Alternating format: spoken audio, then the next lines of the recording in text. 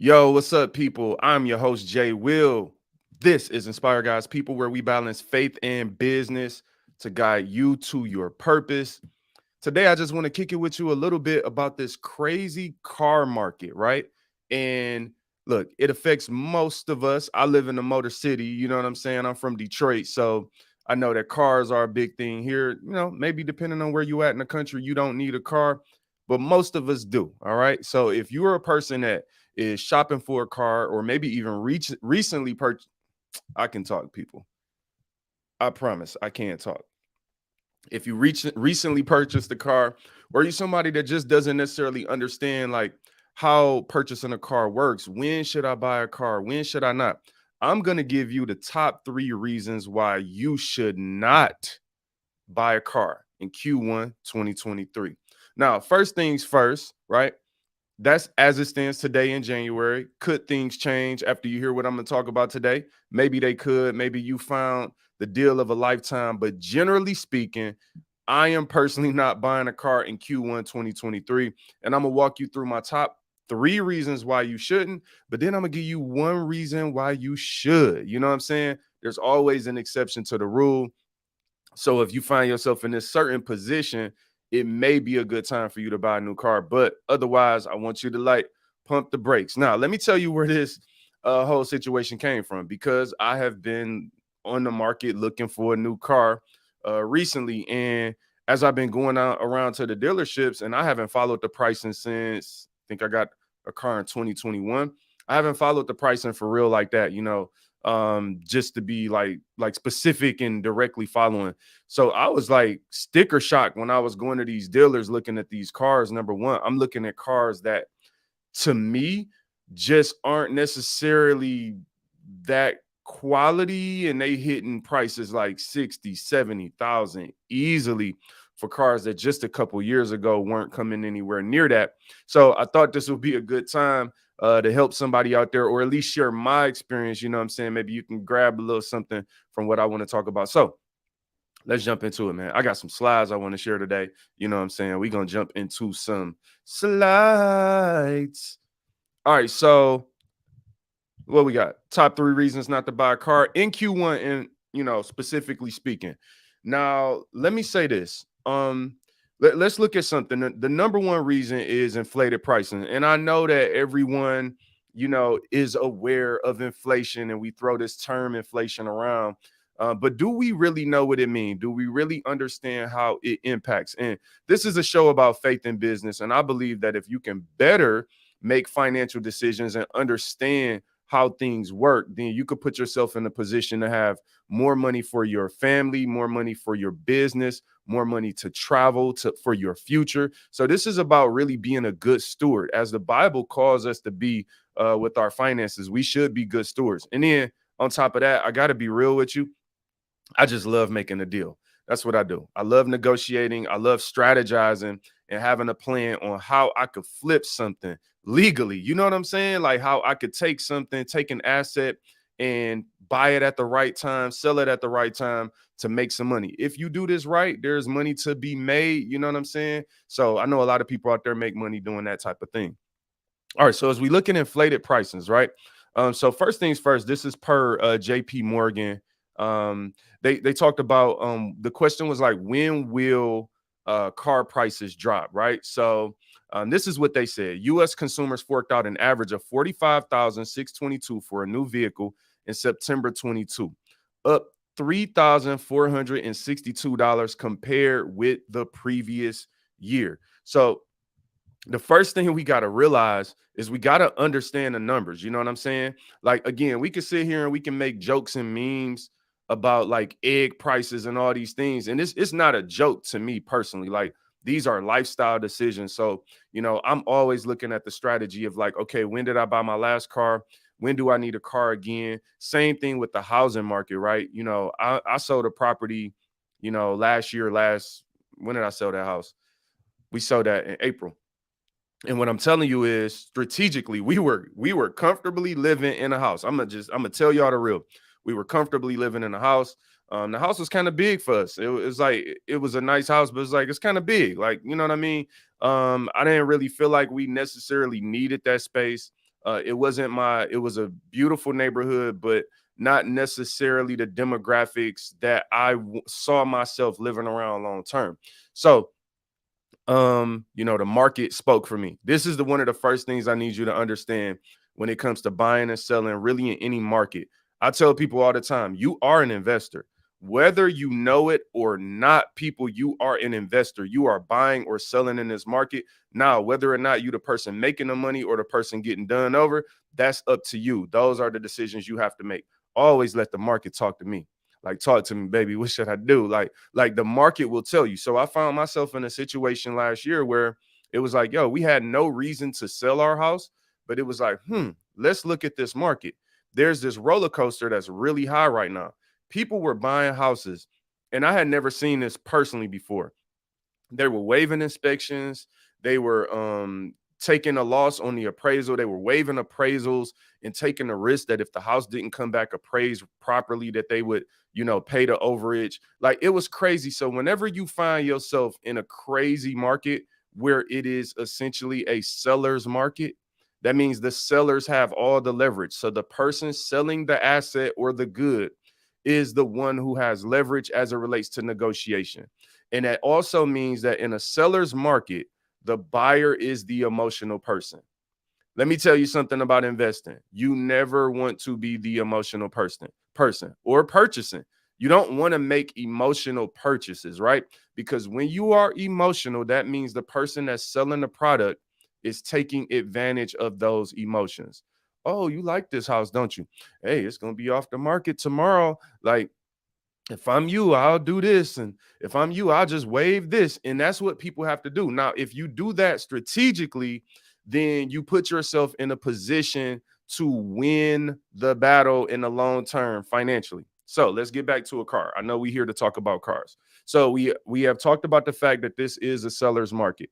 Why is it a seller's market? Let's look at the average prices. What else does JP Morgan say in this particular article? Inflation pressures are also trickling down to the used car market, where average prices, here it is, were up 42.45% in September 2022. That's right, people. 42.5% versus February 2020. In 2 years, 2.5 years, used car prices soared 42.5%.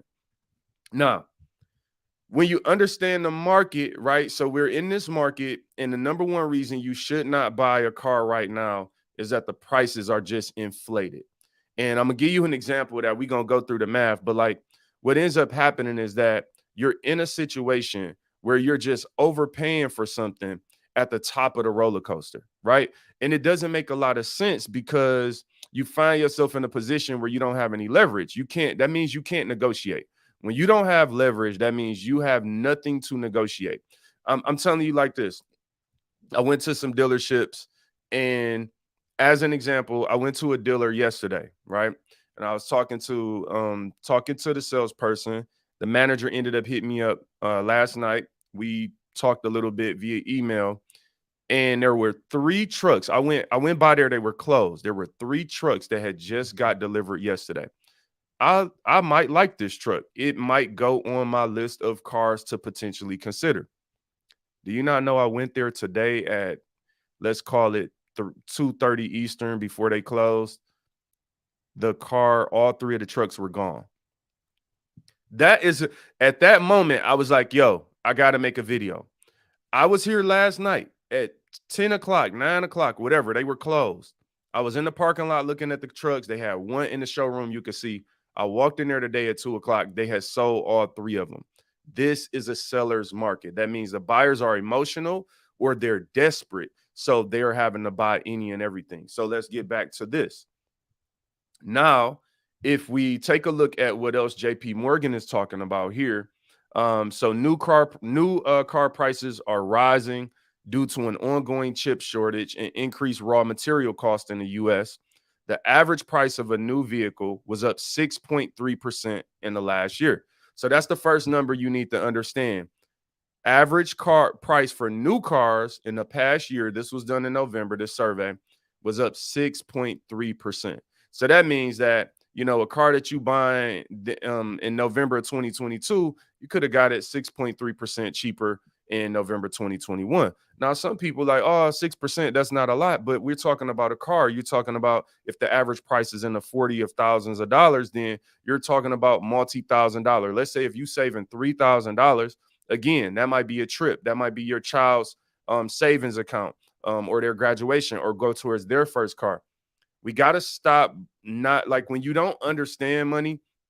Let me say this. The way that money is sold or taught to us now, it's all about getting rich. It's not about stewardship. And the problem with the get rich mindset, is that number one, most people never actually make it there. So you kind of just like going for home runs on every at bat. You're just trying to hit it out the park. The other problem is you're not actually developing the financial literacy and education to understand what to do if you do get rich. That's why people get rich and go broke, because ultimately you don't even have to be rich to make better financial decisions. It doesn't matter how much money you make. You can use these strategies and these principles to help yourself guide yourself to better stewardship of your finances. And if you do that, then you end up having money left over to do things that you are potentially complaining that you don't have enough money to do now. Because what most people think, and this is a poverty mindset consistency that I see, is that a poverty mind thinks money solves money problems. That means don't give me principles, don't give me education, just give me more money, and then my problem will be solved. And that's why some people who are always broke, no matter whether they make $10 an hour, $20 an hour, whether they get a $5,000 tax return or a $10,000 lawsuit, whatever it may be. Some people are always broke because it's in their mind. It really doesn't have anything to do with the amount of money that you have. It's your mentality and your mindset. So that's what we're dealing with today. This is a millionaire mindset series. So we are talking about having a millionaire mindset and making better financial decisions. Let's get back into it. All right. So as we dig deeper, this was fueled by demand for used cars. This has fueled demands for used cars. So the used car average prices are up 42.5% September versus February. So this is what's crazy about it, right? Because this is, if you ever understand that supply and demand is so important, okay? Such a simple thing that some of us paid attention in economic class and some of us didn't. I might have been cracking jokes, but I know it now. Supply and demand is really important because when the supply of new cars go down, the demand, right, for used cars goes up. That means that also drives the price of used cars up. That's why where you only see a 6.5% increase in new cars, you see, a 42% increase in the cost of used cars. And that's what we've been seeing over the course of the past, couple years. And they're saying used cars have likely peaked, but new car prices are set to remain elevated through the end of 22. And then this is important. In 2023, prices are expected to decline by 2.5 to 5% for new cars, 10 to 20 for used cars. So here's the thing. When we talk about this is a reason you shouldn't be buying a car in Q1 in particular, January, February, March, you shouldn't be buying a car then because cars are expected in 2023 to start dropping 2.5 to 5%. So again, a car that you rush out and get in January, assuming you don't have to get a car, right? So take yourself out of the extreme mindset of like, oh, I got to get a car. You don't understand. My lease is up, whatever. Okay, separate situations. We're talking about people right now. You don't have to have a car. Maybe you want a car. Maybe you've been thinking about a car. But if you just hold off, right? Right now, the prices are inflated, but that may not always be the case. All right, so let's keep it going. I want to do a quick cost analysis because it's really important for you to understand that, even though they're saying that the cost of a new car is up 6.3% over the past year, I'm going to make the case to you that the price of a new car is actually up way more than that, more than double that percentage of 6.5% or 6.3%. Car prices are actually up more. And let me explain it this way. Am I at my okay? We still at the first point. When you were buying a car when I buy cars, I'll use it myself in it as an example. Whenever I buy a new car, traditionally, I'm going in there and I'm negotiating. Again, I told you I love making a deal. I love doing business. Like this is life to me. Doing business literally brings me life. The back and forth, the strategy. I love strategizing. You know what I'm saying? I literally write out a strategy. I go and get the cars I want and I talk to different dealers. And I'm straight up. I'm not a person that believes in like doing business a shady way or whatever. I deal with people and I tell them exactly what I'm about. It's up to them as a salesperson to be able to assist me based on what I need. So when I go and buy a new car, I am never going in there looking to pay the price that's on the sticker. Never, never would have paid it. I never would have paid it. Not happening, baby. When I go and get a car, the last two cars I got one car was about $8,000 off back in 2016. In 2021, I actually had them mail me my paperwork because I need to look at those numbers again. I think I negotiated about $6,000 off the MSRP. And there are definitely ways to do that. I'm not even like this expert. I just love business. I watch a lot of YouTube videos from other people, from real experts, to learn things before I go out and do some things. So I'm not like claiming to be some expert, but I could tell you that everything that I'm talking about today, I have successfully done multiple times. So I'm not talking in theory right now. I'm actually sharing based on experience. These are tried and true. Oh my God.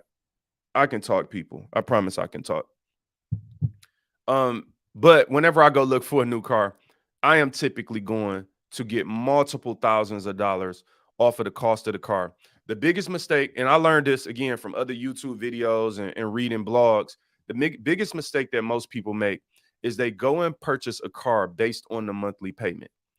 And the problem with this is that a dealer, they know this about most people. Whenever I deal with most dealers, within 5 minutes, they're telling me, like, oh, you know what you're talking about, or whatever. And that is the ultimate compliment in business with me when I walk into a place and I'm talking to you and you are realizing that you are not just up against somebody that you can completely manipulate. I'm not saying that they've still never won the battle or got over on some things. These people are professionals and that they should be negotiating because they know more about it than you do most times. But what I'm saying is that, when you go in these places and you are buying a car based on the monthly payment, you are setting yourself up to lose, because all that dealer has to do is move some things around on the back end. I'll give you one example that is like people are notorious for doing, and that's just extend the length of the loan.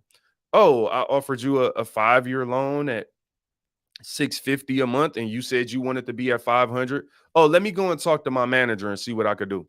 First and foremost, whenever people tell me they're going to talk to their manager, I start grilling them. Like, what are you talking to them about? Like that line, like, come on, y'all. That line shouldn't be working on you no more. That's like a pickup line from 8th grade that like you gotta earn respect in business. The reason I love business is because I believe when you do business, you can earn the respect of the person you are negotiating and doing business with. I've experienced this a lot of times where people just respect when they're dealing with somebody who knows what they're talking about versus like this person that has no clue what's going on. Most people go into a car dealership as if the car dealer is doing you a favor by approving you for the car. That might be because you don't know your credit, you don't know your own buying power, you don't understand how to negotiate off the price of the car. So you're literally going in here hoping and praying that you get approved for something, and you should know that before you walk in the door. Whenever I'm doing business with people, because I understand my financial profile and my buying power, it is I don't go in and do business in car dealerships like you're doing me a favor. You are not doing me a favor. There are sometimes I come in there and I already have the check and I have purchased multiple cars that way as well, because that's something you can do. You can go and negotiate with a bank or do whatever you got to do before you go in there. And that's also a way to increase buying power, not necessarily in this market. Again, you have to understand the market that you're doing business in. You alone are not going to change the broader macro economy. So it's like you got to just understand this is the game that's being played right now. But in the right market, You can go and walk in with a check that you've already negotiated with a bank, and you may already know, hey, I got $42,000. So when you walk in there, I've done this multiple times. When you walk in a place and you don't have to get approved, but you have money to spend on a car and cash it out, they view you totally differently.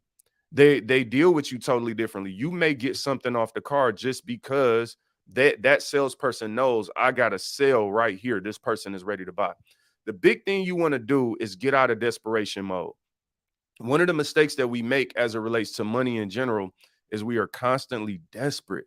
And like it's just not a good vibe. Like it's not good to constantly, and I'm gonna be real, it's like we make ourselves worshipers of money when we do that. Like I don't love money. And I don't think you have to love money to like doing business. And that's why I talk about money a lot on this show, because it's a faith in business show, right? But I also just don't love money. And I think there's a proper way to think through money. And when you do that, again, you don't have to be this multimillionaire. Shout out to everybody who is super rich, who is wealthy and all those things. And I pray that all of us are working towards that. But I'm talking to a person that doesn't play for the LA Lakers or the New York Yankees, is not a platinum selling recording artist, and you trying to figure out, yo, how do I just manage $75,000 a year? How do I have a good lifestyle making $50,000 a year or whatever? I believe that's possible when you're a good steward. And then you can also grow that number once you become a good steward versus just hoping that it grows. So let's get back to talking about cars. This is the cost analysis I just wanted to share really quickly. And here's what it is.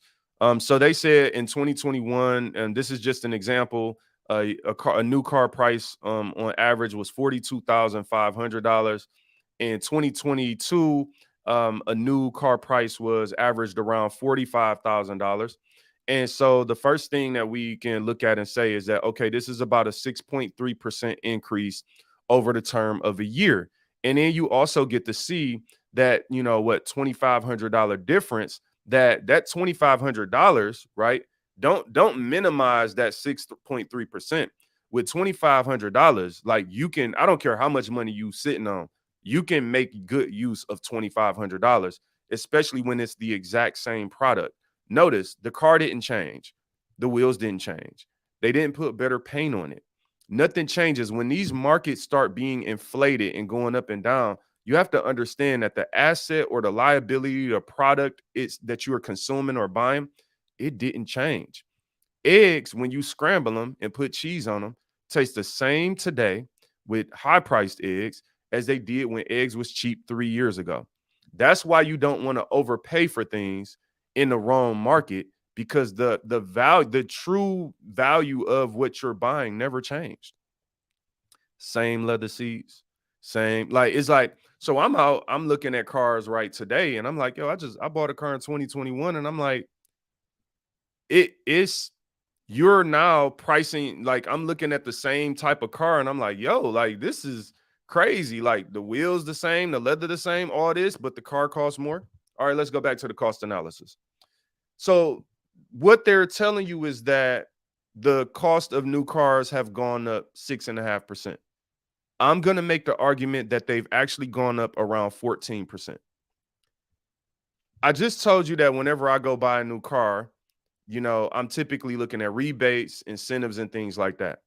Because the pricing is inflated today, those opportunities don't exist. So not only am I operating in a market where the price is inflated, the discounts and the rebates and incentives are also not there. So let's go back to the cost analysis. If I look at this, in 2021, a new car was 42.5 on average. But in 2021, let's say if I would have gotten a $3,000 incentive, that means that the actual price that I would have paid in 2021 is 39.5, which now means that there's a 14% difference between the 39.5 and the $45,000. So what we got to understand is how the numbers look. You're operating in a market. We're talking about why you shouldn't buy a new car right now. You're operating in a market today where that new car price is inflated 6.5%, but then you're also not getting that additional 6 to 7% that you would have gotten in rebates and incentives. So the actual price of the car is more than you thought you were paying for. Now I want to talk to you. Number two, right? We're gonna breeze through these next two. Number one was really important. The second reason that you should not buy a new car in Q1 of 2023 is simply that it's low inventory. You know, whenever there's low inventory, that means that there's low supply and increased demand. Like I told you, I went to a dealership today and there were 3 cars that just got delivered last night and they were gone. I just wanted to go look at the truck and sit in the inside, check out the interior because I'm a patient purchaser. I am not looking to buy a car in Q1. I am looking to buy, you know, sometime later this year or if something just turns or whatever, right? And we'll talk about some of those things. But when there's low inventory, one of the main things is that you're not necessarily choosing from the best cars. I tell people all the time, I'm a menu shopper. That means I don't like to shop when there's not a menu because when there's a menu, I can compare the chicken tenders to the fish sandwich and a steak, and then I could decide which one I want. But if I walk into somewhere and they like, oh, we only got just this fish sandwich, I don't have anything to compare it to. So right now, when there's low inventory and you go in and let's say you buy the truck because it's on the lot today and you need a truck, was that the best color? Was that the best trim? Like I typically like special editions or I look for unique interior colors on a car. So it's like, yo, this one is just black with a black interior. Like it's no extra stitching, it's no, different material on the up top. Like you got to just take what's there. So one of the reasons that cars are selling so much and there's no incentives is that there's no reason for dealers to give incentives. And when I say there's no incentives, there probably are some cars where there's some incentives out there. It's probably not a car that I'm necessarily talking about that I'm looking for right now. So, just take that for a grain of salt. For the most part, there are not a lot of good incentives out there. And that is because they don't have to, because there's not enough inventory. Because they know. I'm telling you, when I'm talking to the salespeople and the manager, I've talked to people when they selling cars, and I've talked to them when they're not. When they selling cars, they like, oh yeah, all right, well, we'll talk to you, bro. Like we'll let you know, whatever. They not calling you like that. Man, I didn't been purchasing cars before when they really was trying to get rid of them. The salesperson texted me the next day and taking more money off. And hey, what about this? You're not hearing that today because they don't have to. So again, just understanding the market that we're in. The number two reason is that there's just low inventory. So you shouldn't buy a car right now because there's not enough inventory to choose from.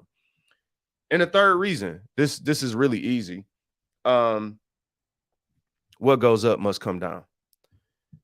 At the end of the day, the reason I wouldn't buy a car right now is that when I'm looking at JP Morgan is saying that the prices have likely peaked, right? And we don't know that. Maybe they're wrong, but you got to go with educated guesses and assumptions and forecasts. Like if they're saying that we've likely peaked on pricing, that means if I just sit around and wait for 2 months, maybe prices come down 2%. That might be $1,000 extra that I'm saving. Maybe there's an incentive, and maybe they're not the $3,000 incentive or the $4,000, whatever that you could have got off in 2021, but maybe it's a $1,000 incentive. So if price comes down 2% and I save $1,000, and then an incentive is layered on top of that, and this spring or something, and then that's another $1,000. Well, maybe that $2,000 that I'm saving saves me $25 a month or something, $50 a month. I don't even know off the top of my head. You can do a lease calculator online. My point is, investing in business is about timing. Like, be savvy. Like, one thing about me is like, I don't care if you might catch me looking like a bum one day. If I walk into a dealership looking like a bum, I'm not going to act like one. That's one thing about me. I might look crazy. You might catch me looking crazy one day if you see me out here in public, because I'm not always trying to be swagged out. That is, sometimes I might go to Walmart in my pajamas. I don't know. But when you talk to me, I will do a deal in my pajamas like I'm doing it in a suit. Like, we have to have a different mentality about doing business, different mentality and swag about our money. And we could be financially savvy and know how to negotiate deals and not be thirsty. I'm telling y'all, it's nothing I could really stand, like nothing I can't stand more than a person that does business and they always thirsty. Speaking of that,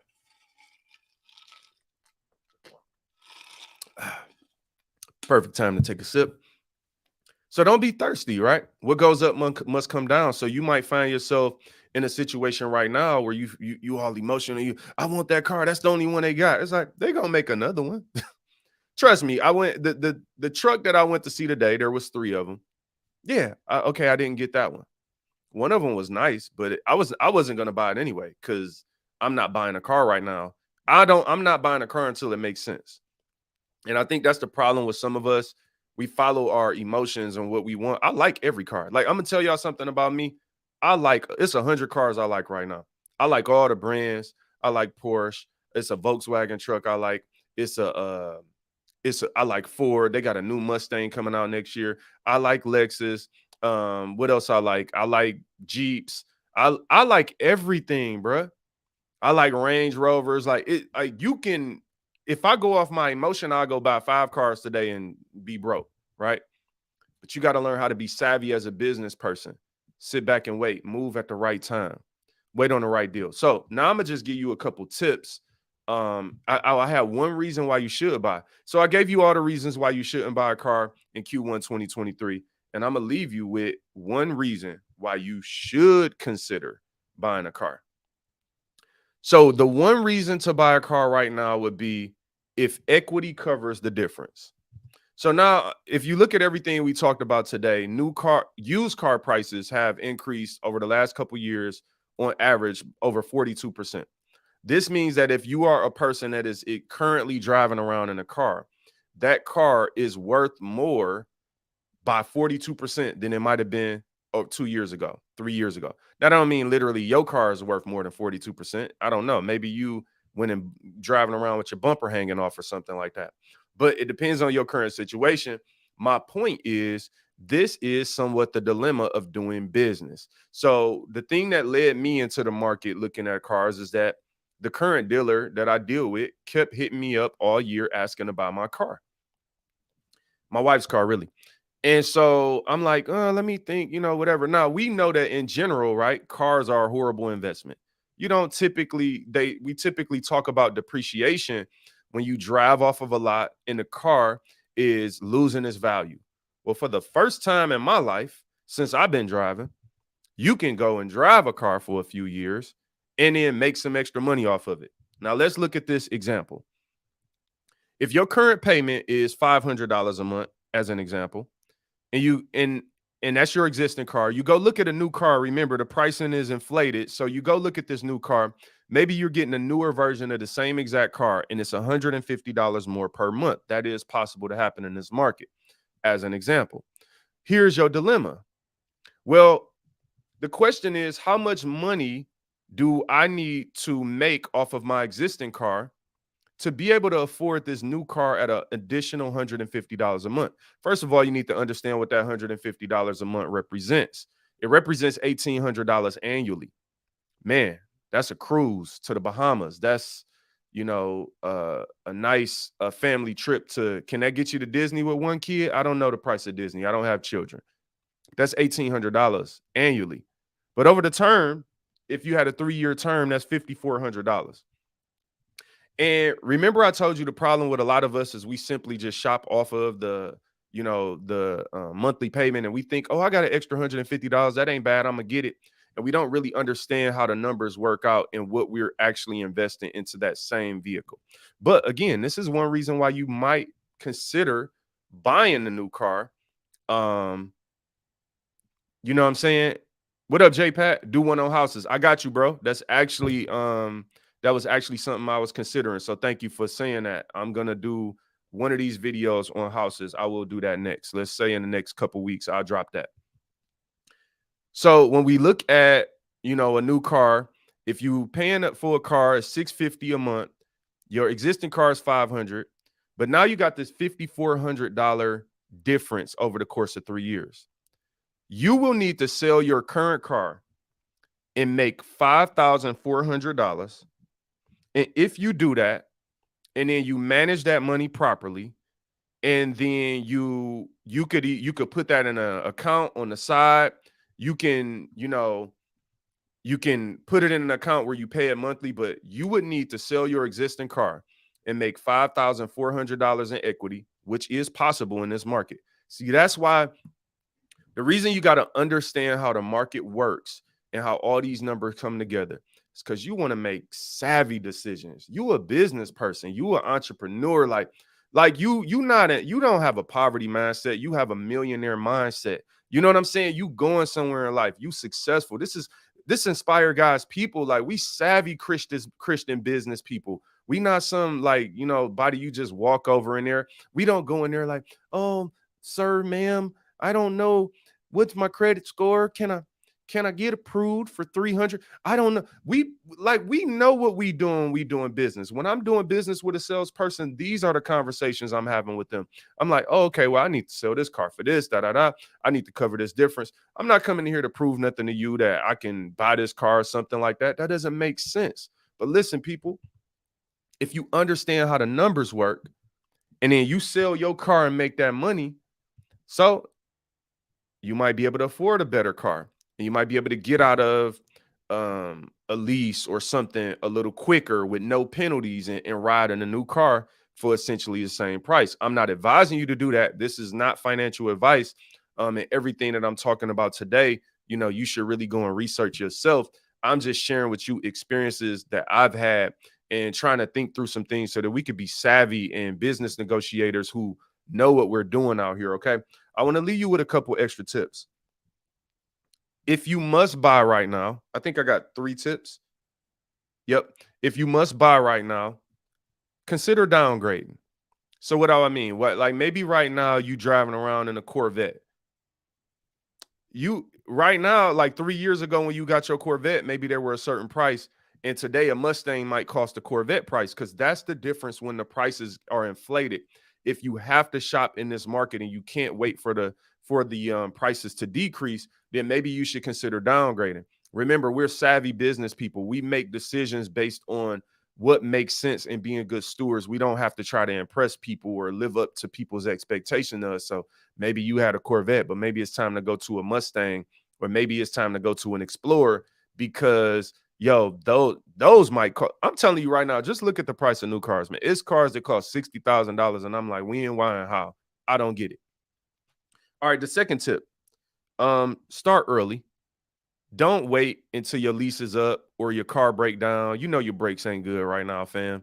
Come on, the check engine light been on since Christmas. Okay, it's time to turn the lights off. Y'all know what time it is. I can't stand these neighbors out here that still lighting up Christmas trees. Your check engine light has been on since Thanksgiving. Okay, it's time to turn the lights off. So if you're in a situation, you should start. The problem is when we're not savvy business people, we put it off or we're afraid to walk in a dealership and have a conversation because we don't know this stuff. And then we put ourselves in a situation where every time we step foot in there to do business, we need that car. The problem with that is whenever you're doing a business deal, you always need to be able to walk away if you have to. I try to do every business deal. I try to negotiate.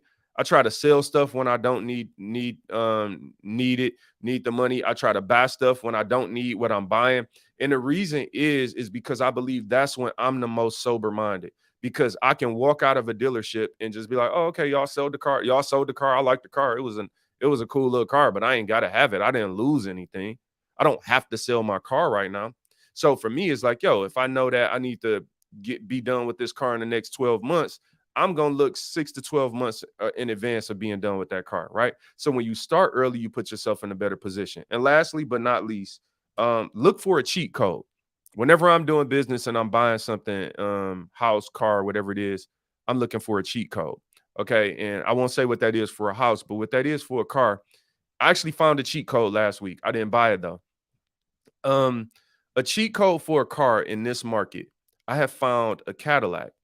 I found this Cadillac that had 263 miles on it, and it was an event car. You know, when you go to the mall, or this particular one was on the golf course and they got the car sitting there, where a lot of go walk. This is a great. Oh, I just thought of this. Go walk in the mall, or if you're somewhere where a car's sitting there, look at the sticker and see who the dealer is that's selling that car, and call and inquire about that car. That's typically a brand new car, but they got to drive it there and back or whatever. I found this Cadillac that was a golf event car. 263 miles. It was a 2022. Had the Onyx package on it. I love the Onyx package. At Cadillac, that means that they black it out. A lot of these dealers now have different packages that they call different things, but it just means that they black out the grill, black out the rims. They just black out stuff. Again, for me, a cheat code is something unique, but at a lower price. So this particular Cadillac, because it had 263 miles on it, and because it was an events car, it was $7,000 off. Woo! Hey, this car was cold, dog. The only reason I didn't buy it is because number one, it was like these dealers don't be these dealers are weird. They was closed on Saturday. I think we tried to go last week to show my wife because she hadn't seen it. And then by the time we went back a couple days later, that mug was sitting out front, and I knew it was gone because they had tinted the windows. I was like, somebody bought it. But again, I don't need a car right now, so it's not really a big deal because I'm early, so I can have some leverage. But I have found a cheat code. This is what it takes to do business. Don't be a lazy business person who just wants things to fall in your lap. Don't expect, somebody to give you all the answers. I'm trying to share some experience with you that hopefully you could take away. But if essentially you got to go out there and do business yourself and strategize yourself and crunch numbers yourself and figure out what you can afford. We can all afford different things. It don't matter if we're talking about a Ford Escape or a Cadillac or a Lamborghini, whatever it is, the principles remain the same. That's why I love biblical principle as it relates to money. I advise you go and read Matthew chapter 25, verses 14 through 30. Read that today. Matter of fact, I'm going to put it on the screen because I don't want you to be like, what did he say? Matthew chapter 25, 14 through 30. Let's put it on the screen and we done. I just need you to see it. I need you to see that. Last thing is look for a barely used car. So again, maybe there's a demo car or something that an executive or the manager used to drive around that only has a few hundred or 1,000 miles on it. And it may be essentially a brand new car, and they may be dropping the price. I can talk, people. They may be dropping the price drastically because of that. Hopefully this was valuable to you. 3 reasons that you should not buy a car in Q1 2023. And let me know, you know what I'm saying? Let me know what you think. If it was valuable, maybe you just bought a car, you might have some regrets, or you might disagree with me. Feel free to share those thoughts as well. If you disagree, that's all good. Shoot me an email, JermaineWilsonMusic@gmail.com. Let me know about other topics that you want to hear about on the show. Please do subscribe to us at Inspire God's People on YouTube. We got a bunch of interviews. I think I got 3 interviews coming in the next week. We got one tomorrow, one Monday. I think we got one Wednesday.